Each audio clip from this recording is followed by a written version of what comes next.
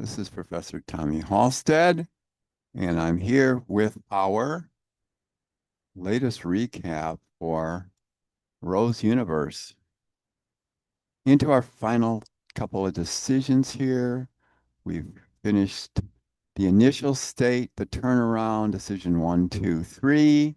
And this is going to be less of a spoon feeding video and more of a really fast run through because we're supposed to back off on the recaps and let you make your own decisions after we get towards the final two decisions here, which is, in topic 6 and 7, and then 8, of course, is all about our presentations and what our results are. Briefly here, just for a brief moment, I'm going to show you that I have my Rose hat on because Red Team was amazing in their financial results and actually got into positive Rose territory. And here we have it. A gracious good morning into our recap for Rose Universe. This is an amazing turnaround. You may have seen this just recently posted as we enter the Sunday night and Monday morning for our new topic, getting into our second to last and last decisions. And literally at the beginning of this sim, when red was kind of crashing and burning, and there's some even deeper crash and burns, I said, don't count red out. And here it happened. Has nothing to do with me. It's all to do with that great team. All three of you doing fantastic. All three teams in Rose Universe. But this is one of the most incredible turnarounds that we've ever seen. I've been at this for almost a half a century, going back to many other sims, and this for years now. And seeing this kind of a turnaround, even though it is a turnaround, this is what all teams inherited. We're doing kind of not too bad in image, and we're doing families are kind of our flagship as our cash cow. But look at eco. Everybody hangs their petard on eco every time. They say, let's be God's friend. Let's be a friend of the planet. Let's make eco friendly. And they get even further into debt and destroy their cash flow. Low cost is kind of difficult too. You can see that both of them are deeply on the EBIT are deeply in trouble with this line here to start with. So you've inherited a turnaround, and not many teams turn it around. Some do really good in a line, but turning around the whole thing is next to impossible. There's too many variables, right? So here's red now. What did red do with what they were given? Red team made it worse here, way worse here. They went from positive to really negative. Um, from the one that we inherited, blue team and yellow team both came back from this, from the eco disaster. Red doubled down and did way worse in eco. And then our line that we should all be really growing, making a ton of money on the biggest flywheel, greatest opportunity we have, image, they completely crashed and burned lower on that, and blue did better and yellow did better. So both blue and yellow did really well in terms of what we were handed, and red just said, we just don't get this at all. And the team was not clicking, and this is one of the worst crashes and burns we had. But guess what? There's this thing that's called causal attribution. And we always get causal attribution wrong. We think something was because of something else, and we are wrong. There's no humility there. Causal attribution is that there are other teams competing, many other competitor forces, many other market forces, gasoline prices, and model choices. And then, of course, the big question mark is consumer demand. It's fickle, it changes throughout the whole sim. So don't attribute this just to, wow, gee, we really crashed because we couldn't get it together. That's one small factor. The other factor is that yellow's been blowing it out. Look what they did. They turned this or this family, they turned eco around with the family. They kept it going and then kept the momentum going. You'll see the same thing going in image. Yellow's done great. They've been a strong first place competitor. And because of their excellent choices, they pushed down the other two teams way below them. This is a factor that's not just about your decisions, it's about competition. And it's scarce resources, it's basic economics. So now look what happened. Let's look at what we inherited and look at this period's last results. Uh-huh. Are you kidding me? I've never seen a turnaround list. No, this is completely down and burning and crashing even more in the last couple of decisions for red.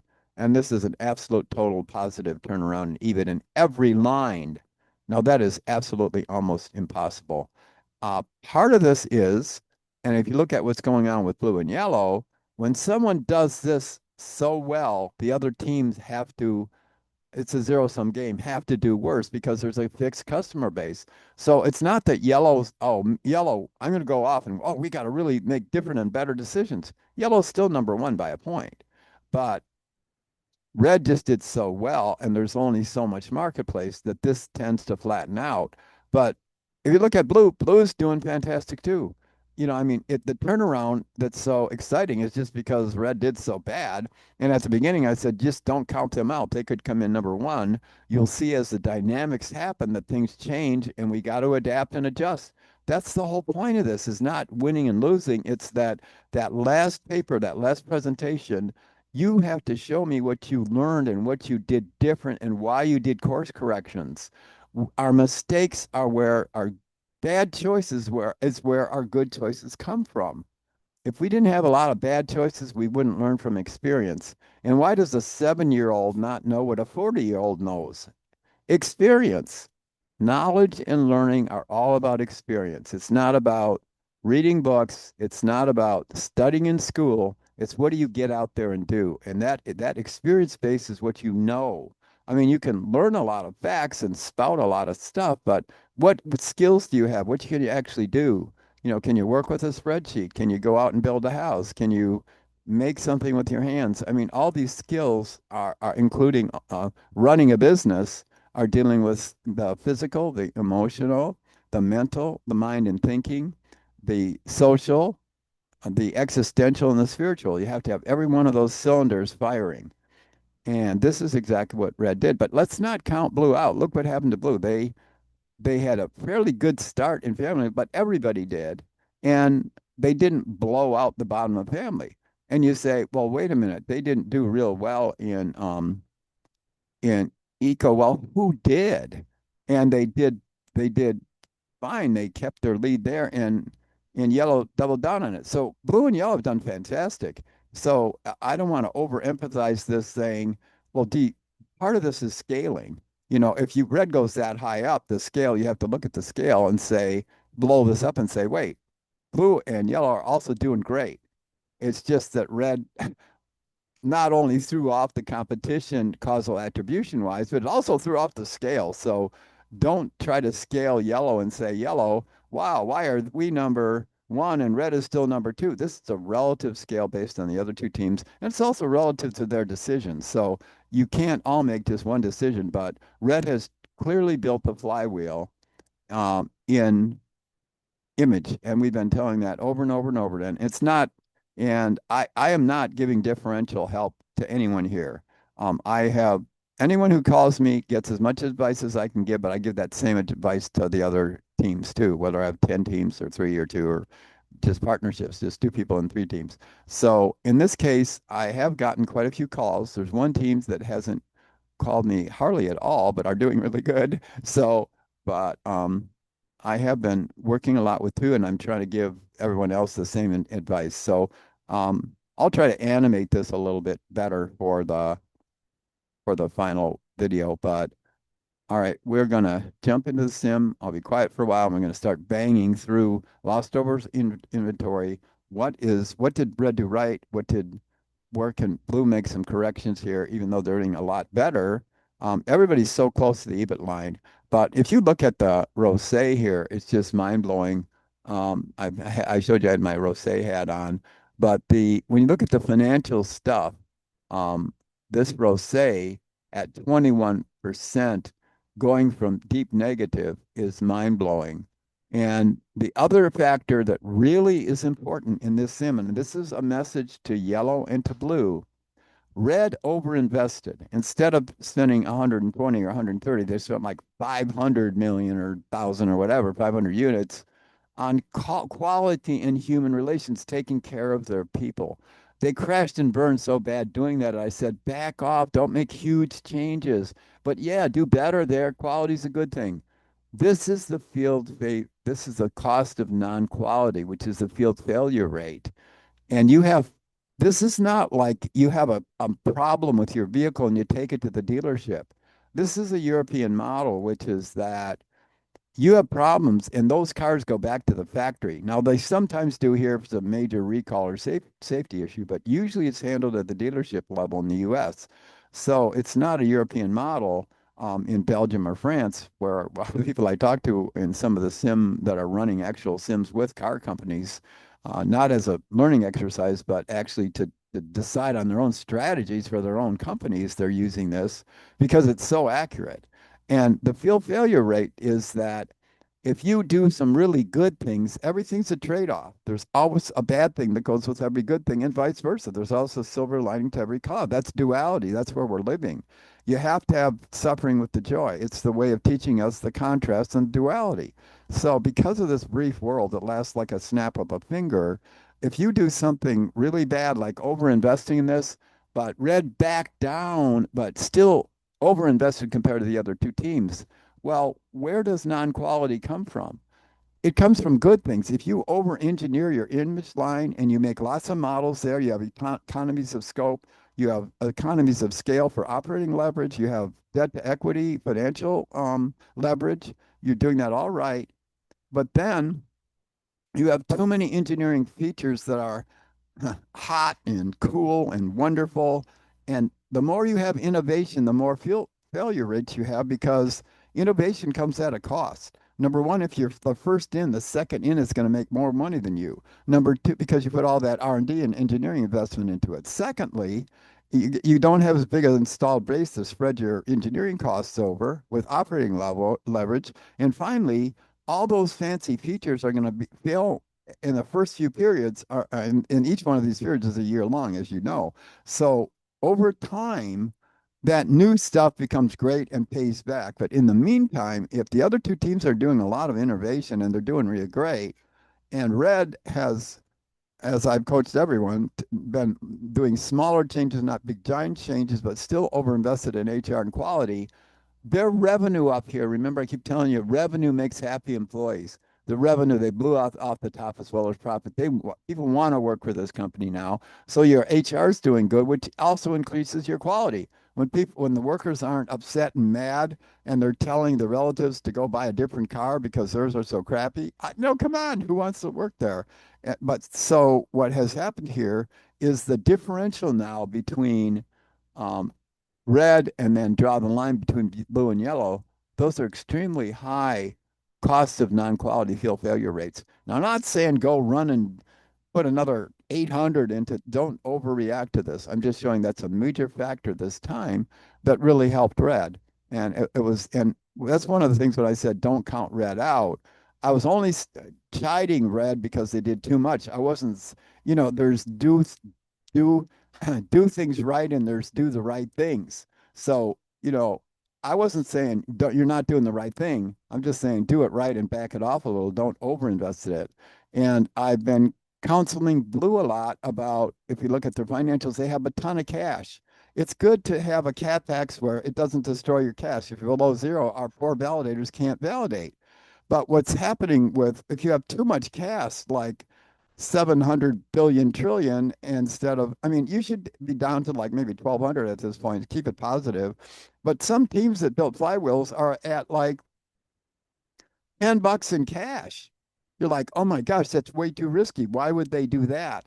The reason is they've realized with their flash, why not pay 8% on debt if you're making a ROSE of 21%? Borrow all day long. Financial leverage is like printing money in the basement if you can make more with arbitrage. So it's not like you shouldn't loan and keep your loan, but you do have to employ that cash. You just can't keep the cash making, 3% when you can go make 10 or 12 with every X in the lines that are doing really well. So the last two decisions spend, but make sure you balance the spending between marketing, engineering, and your LOI and your quality plus your production. And I keep coaching a couple of teams on the LOI, which we'll show in a second. Not spend a lot of time on, but show you how it's still how red sort of straightened out some of the lines, but also did some really good pricing decisions. And they had pricing problems at first. They went from, I don't know, 140 to 160 or 120 to 150. They had some big pricing changes, and it's highly elastic. The auto industry has a high elasticity of demand, which means you add $2 to that price and you get it dropped to zero in demand. And inelasticity is a different thing on the supply side. But because of the demand side, that's something we've got to watch. So without further ado, let's jump into the standings briefly.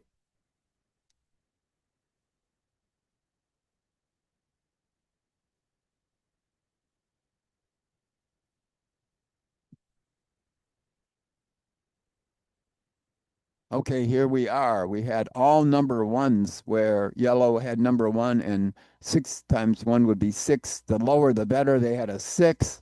And red at the bottom at one time was 3 times 6 was 18. Blue was in the middle. But what red's done now with the decisions of the other teams that pushed these two down, and reds, they were always doing good. You'll see that they're last in emissions. Why is that? Because they made a huge investment in image. Image is a gas guzzler, okay? And your emissions are going to go up. And that is one reason they're 1 point off. I mean, this is 9, this is 10. That's a virtual tie. We have a tie for first, which pushed blue way down into almost 18, the last of the last, number 3 everywhere, because you could only be number 1, 2, or 3. It's not that they're not close. You look at the numbers, you look at the Rose, look at the actual numbers, and we're all neck and neck here. Blue's doing a great job. The only reason these look is because they're digital and they're discrete. They're not continuous. You don't have a 0 to 1 fraction where you can say, oh, wow, look how close these are, because these 6 factors are summations, moving averages. So just like the white line is summed moving average, you got to look at the math underneath it. But if there's everybody else has 1 and 2, you got to be 3. Even if it's by a hair's little width or something like that. So they still have maintained their good place because of working on their eco line, number 2 in emissions, and number 1 traded off some high earnings and high revenues in image to become better in emissions. Praise God, thank you. You did great. That's a good decision, um, ladies. But the thing is, when you look at what Red did in terms of balancing production, that's another part of the story as well as the pricing. So um, I, I just want to caution you not to look at this and these wide things saying, oh, look how far we are. That's not true. The scale is way off because everybody's neck and neck here. You all deserve congratulations. You've all done fantastically. So we're getting into the red zone here. I don't want these to be too long, especially I'm not supposed to be doing too much explanation once we get to these final decisions. I'm going to do our white line and our LOIs as we always do and show some other financials just so you can take screenshots of them, make your decisions on them, and also include them in your final report, your last PowerPoint, so that you can show what you did different, how you turned around, because that's the real story. What course corrections did you make? I don't want to hear winning, losing, all that. It's wonderful to win. It's painful to lose, but hey, I learn a lot more when I'm playing a bot at a high level of chess, and it destroys me. Those tricks become part of my little toolkit. If I beat the heck out of it and I have a fantastic rank, yeah, my ego's doing great and flying high and say, wow, you just nailed it. You just hit a 2000 game and you just slaughtered, that computer on your chess game. Wow. Yeah, and I feel good for hours. And you feel crappy when you made bad decisions, but did I learn from that great thing? No. It's like, okay, I had better lucky than good, blessed, whatever. I made some good choices and really, really got into a good position and capitalized on it and destroyed them. Okay. So my bot that I'm playing in chess. Well, that doesn't give me as much and maybe playing a lesser player. There's chess players that just play somebody that's 2 or 3 or 400 points below their ELO, and that's like sailing your sailboat in the harbor and never going into the ocean because you're scared. You got to jump up and play people better than you because that's where you learn. They're going to show you tricks you didn't think of, and they're going to catch vulnerabilities and weaknesses that you didn't know about. And you're going to be slaughtered and you're going to suffer and you're going to go, you know what? I ain't going there again. That first time you move that king's pawn, number 3, the number 3 king's pawn, when the two queens were still on the board. And every time you were killed and mated with a bishop queen combination, you're going to say, I am never moving that pawn again until both queens are off the board. You get a rule that you've learned not because people say it or that it's in any of the literature of hundreds of books you read or all the games you study. It's that that school of hard knocks says, don't do this again.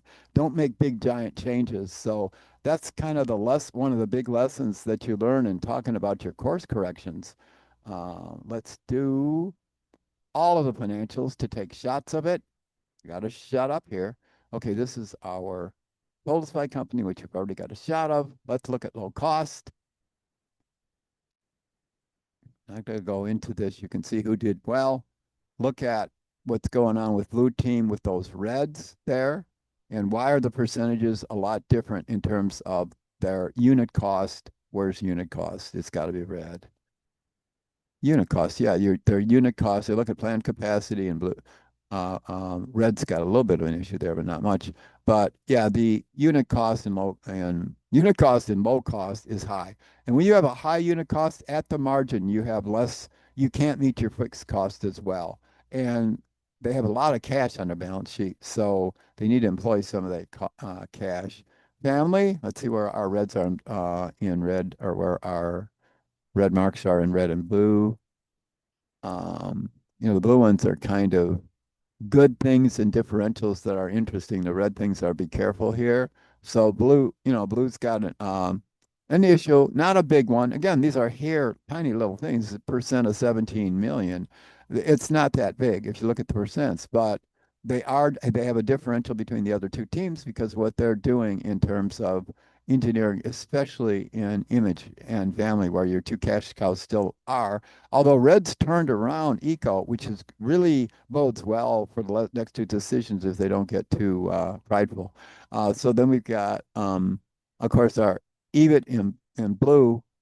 We're still having problems negative below the board with family, which is unusual for this line. Family usually is a good profitable line as long as we don't mess with it, spend too much money on things like backing off of dealer networks and dealer service. Family wants size, they want models, they care about expenses and fuel consumption, not as much as eco, but you got to get those sliders right in family. And actually, blue again has done really well. If you look at the matching of the white lines, I'm not going to comment a lot on, but you'll see that they're following fairly closely. Everybody's doing really good on the white market lines right now. So then we got two more left. Ecos, always an issue and a problem and difficult.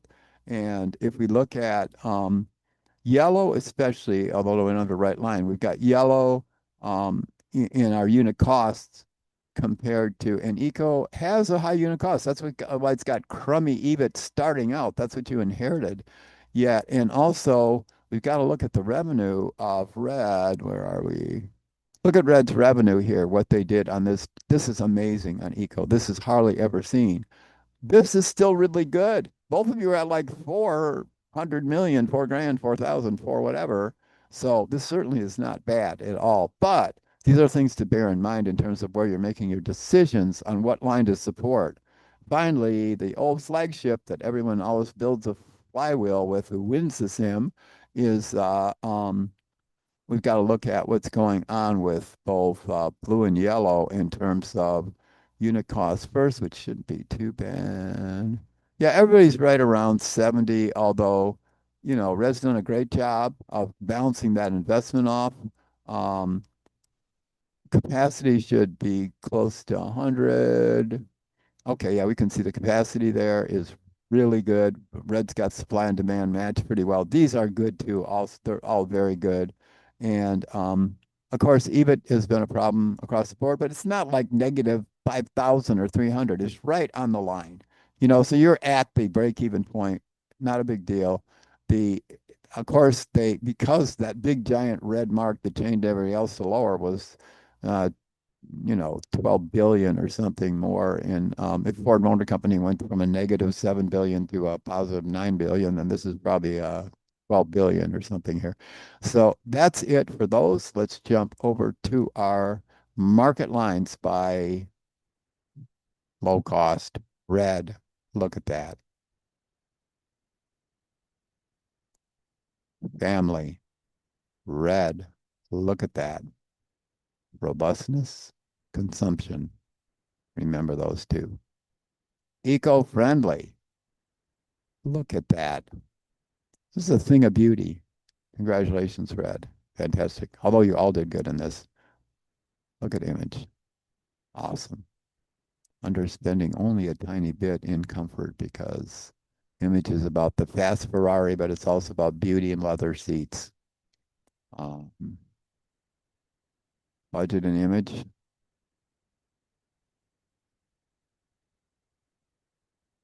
Especially look at price versus unit cost. Make a note of those. Budget and eco.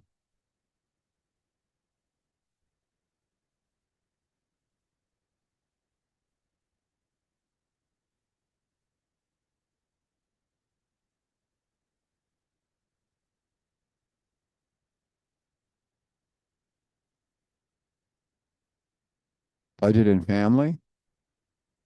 And we have to especially do this for blue and look at that compared to these. Emulate the best. Take a look at what's going on there. Let's do low cost. Let's do budget. Look at what red's done, what they've changed from the other shots you've taken.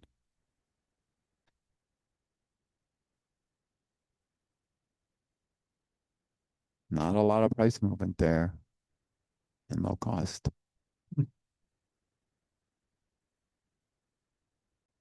Again, who's doing bad here? Nobody. Look at blue and low cost. Do you know your customers are what? Now that's a pretty big gap in performance in family. Somebody spent some good money on that, which isn't bad, but family doesn't care as quite as much about performance as image does. But this is still great. Look at the match. It's a fantastic match. Remember the beginning ones? If you do a fast one of this over, and what is this in robustness or oh no, that's performance also. So a little bit of overperformance, but it's fantastic. So look at how close these are. If you go from your beginning couple decision to where you are now, wow. There's one place there with model numbers. Model numbers is very expensive. So this is image. And if you want to get above that EBIT line and you have about $7,000 left, um, the number of models is something you could look at in image. Although so you also have to look at the gas price because the gas price could knock image down. I don't know what's going to happen because the next run it decides on itself to sim what they're going to do to you on gas price. So let's look at our leader, yellow team. We don't want that much technology and low cost.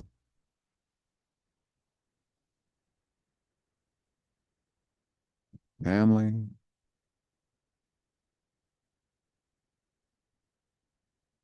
eco. I told you everybody was doing great. Fantastic. Look at that. A direct, I almost can't see the other line. Just absolutely fantastic. I didn't do blues budget. I got to go back and do that. So this will be a little bit out of order. This is the budget and image. And compare some prices and the other stuff if you're blue team. And if your yellow team wanted to take back some of your domain from red, it's eco. Let's go to budget. It's equal budget. Take a snapshot. Unit costs are really important. The more sophisticated you get with the sim, the more you look at unit costs. Because for one more at the margin, that's your economics. That's where you have to do your pricing and your profit decisions are at the margin. At one more, if you want to lose weight, it's not just all the mashed potatoes and butter and sour cream you eat. It's that last spoonful that goes from the calories where you stay the same, the calories where you lose or where you gain. And that's at the margin. That's why marginal analysis is so important. But I tell all my econ students, good price. Yellow's doing great. Emulate the best, emulate the leaders. Let's go back to the budgets in blue since I missed it. All right, here's your low cost budget. You can see these, of course, under markets yourself. Some you can see, some you can't. Our course lead says, hey, Tommy gives everybody everything and kind of jokes with the other instructors when we have explore more, but it's still very important that you look at inventories and you don't have to do all the math to get that from the balance sheets of your competitors. You can actually just look at it from these summaries that I give you. Eco Budget Blue. Some of these may be for your next decision, some may be for your final presentations and papers. It'll make it easy. Just use these graphics and tell the story. Each of you take a chunk of that report and bang, you got it done. You should be cashing in for all your hard work meeting as teams. I see all these texts and you've been fantastic. So cash in now with all these graphics and make the end of the course easier for all the teams. And I've got lots of questions on the peer reviews, by the way. Just they're anonymous. Review anybody that you want. I have it loaded. We all have, not me, we all have it loaded. Course lead, Paul loaded the stats so that you can give maximum points, 40 to everybody, 30 to everybody. And it'll all be translated into your 90 points. So you get all 180 points with the exception of this is a Christian school and I want honor and I want ethics and morality. If somebody didn't show up and they didn't do anything and they're riding on everybody's coattails, I want them dinged. We're not going to give them F or destroy anybody's life, but if somebody rode your coattails, we don't like that. We like everybody who tries to contribute, tries their best, shows up for the meetings. And this is not a personal judgment. I mean, I had one person who never showed up the whole course and got an F, and I tried to contact him. I did everything I could do, went to their advisor, did everything, and I was forced to fail them. And I was so sad because it's like, why didn't you help your team at all? They were getting an organ transplant. So you don't know what's happening if someone can't show up or the personal situation, or whatever. So no judgment. Jesus says, judge not, lest thou be judged. So let's not judge. But you have to also be fair. If somebody didn't show, didn't do anything, don't give them full points just because you're good. That's my job. But anyway, yeah, nobody's going to be destroyed because of it, but we need to be honest because this is a team effort, even though there's a ton of other work, and we've really opened up uh, the ability to do really well as a team because of you taking that approach and doing it with texting and meeting and Zooms and all that good stuff. So let's look at our LOI to close. As always, we can relate this to EBIT and see who's all doing what in each line. And remember, we got to look at our zero line, which is like right here, right where everybody kind of starts out. We're close to zero here in low cost, where our supply matches our demand. And then what happens with each line is it varies and gets into trouble, except for one team, Blue. Blue has done fantastic of trying to keep this straight. They have matched their supply and their demand. They have not gotten as much as demand as they could by investing it, but if they invest some of that 7 grand, 2 grand of it into, I don't know that I put into low cost, probably into family or image at this point, but if they do, then they're going to have to balance that production. Do that formula. It's on biz485.com, which I discussed to everybody. There's not a single validator that I haven't discussed this with what is that formula to do our CapEx? I can't remember it. It's like, look at your unit CapEx per unit. And if it's like, let's just say it's $20. Our unit CapEx, capital expense and CapEx is related to cash, remember. That's a recent revelation the last 10 years of business. So they see how important CapEx is. Unit CapEx, so let's keep it simple. Let's say it's $10. Then look at your units, the new units you're going to produce. We're doing 30 last time, you're doing 40 this time. That's 10 more units. Unit CapEx is 10 times 10, it's 100, or 20 times 10 is 200, whatever. Your CapEx times the delta between the old and the new is what your production investment in the plant it should be, except you have to add back depreciation. I see too many teams that have 700 in depreciation and their plant investment is 700. What, aren't you going to produce any new cars? You got to, unless you're just coming off of inventory. If you're coming off of inventory, yeah, I get it. But if you have some new production and you're not just dumping inventory, lowering some price, and there's a trick in that in decision 5 that we'll get into that won't work in any other decision, but it can change the last place to the first place if you don't get it. It's a really cool trick. But I'm saving that, and don't get into it now because you can't do it now, but we'll tell you in spades a lot about it. Alexa, It's 9 a.m. Alexa, stop. So again, great job, Blue, on low cost. Let's look at, and of course, we've got inventory build up by yellow, which is when you're successful, you're going to have it. And red, how did red turn low cost around? They had a huge number of lost orders, um, and they turned it around closer to the zero line here. That was this amazing turnaround you can see in LOI because they lost orders, of course, are they're getting the orders but not the sales. And you can use the word deliveries for sales because in the US, sales are deliveries. They're booked when they're delivered now. So red basically had a huge gap between all their orders. They were kicking the revenue, doing great, getting orders there, but they couldn't deliver. They didn't invest in their plant. So obviously they got this trick right of that formula I just gave you and got it much closer to the line. Yellow, yeah, you're building inventory. You gotta it's the opposite when you're building inventory. You're making fine the production side, but you need to do a little more marketing on your engineering effectiveness and your marketing in low cost, but you're still doing great. I mean, there's no criticism. Family, our flagship, everybody should be really right along that zero line, right? Really close, and it's low, don't forget. So this is the line down here. I can't draw on this, but I should do my whiteboard. But see, along here, everybody's not too bad now. Look at, blue's going a little above, a little below, and everybody's really variable. But this happens in family because family changes. If you looked at the cheat sheets and the strategy guide, you say they start at the beginning as a cash cow, but their growth slows and slows and slows. So what happens is your sales slow, not because of just your spend or your pricing or your balance between supply and demand, but also it changes because the market itself changes for family cars. They're a mature cow, and they're not the new stars or the question marks like low cost and eco are.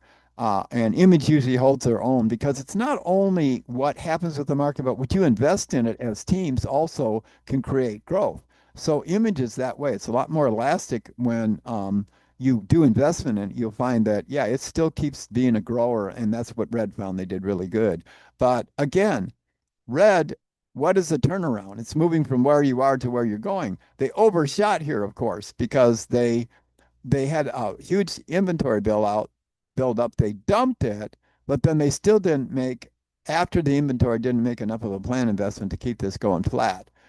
Just the opposite happened with blue. They went from close to zero, not bad. Blue has been really good in matching supply and demand. This is not a bad curve. I mean, the scale makes it look worse than it is. Blue is doing real well here. And yellow, our yellow women are flying a jet. They're taking off towards inventory here after being real flat here. So, which is not bad. You just have to be careful with your investment in marketing. And remember, this is just family, but it's still important. Let's hit eco-friendly, and then we will close this out. Eco-friendly is, the hardest line we have. You saw how deep it was when we started out, what we inherited. So a turnaround's almost impossible.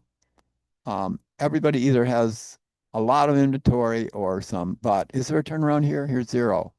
Yeah, we were plunging down here, and last decision we got closer.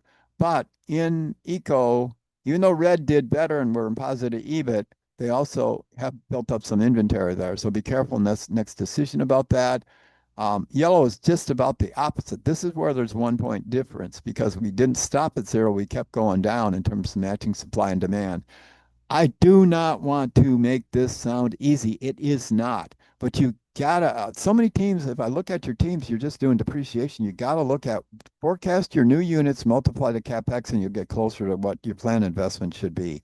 And that's under biz485.com. Look under plant investment or the Two Birds video on Model Sim Professor at YouTube with Paul and my channel, where we have a lot of Paul videos. There's a Two Birds video. I think it's also on Biz45, a link to it. That shows also production, but it's really important to look at that formula. And I'm not saying that this universe isn't fantastic. You're doing great, but a lot of people wait till the last decision to finally figure out how much plant to build. So, which is all cool. Then you just in your final report you talk about it. All right, the flagship for everybody. And who is blue doing as well as the yellow? Zero is a little different here.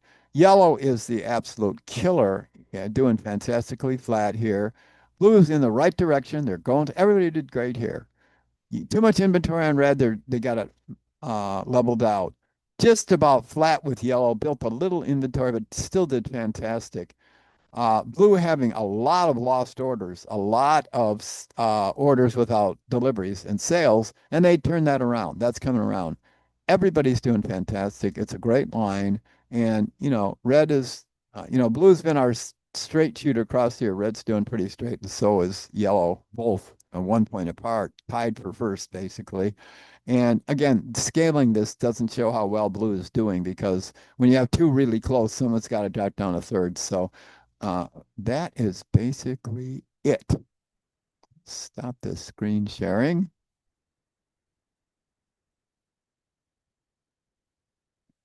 And go back to my rosé hat. Here's my rosé hat. Here we are. Congratulations. It's the old guy again. Thank you so much for all your efforts this week. Your texts are fantastic. I'm going to be posting them on simtext.com as an example to future teams. You are working together like I've never seen before, doing fantastic.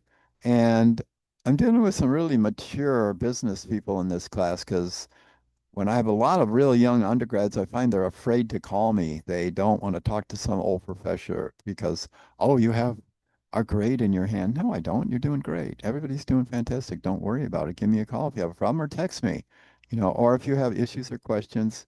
I'm more than willing when I can to give you extensions. If you work so hard on the sim you can't get a project done in time or you're missing a paper, I'll bug you and say, come on, I'm getting past the time where they let me change it and they're gonna, the system and also we have, the watchdogs, we have development watching over our shoulder. Every professor does for quality control and assessment. I'm finishing off my doctorate in education. Finally, after doing the math and the business doctors, I'm getting my education so I can fight back with the people that say, don't do this. I can have some kind of scholarship behind it. But anyway, thank you so much. I really appreciate all your efforts. And remember to take screenshots of this because you're coming up in a couple of weeks for your final presentations and papers, and this will make them all a lot easier. Just drop those graphics in, explain what you did right and wrong, and how you learned from your mistakes. That's the theme of this, is decision making. Why am I making better decisions because of the bad decisions? Or we'll see in the devotional this week, maybe you're just turning your whole will over to the will of God. Okay, that's all good too. I'll accept that any day of the week. Thank you.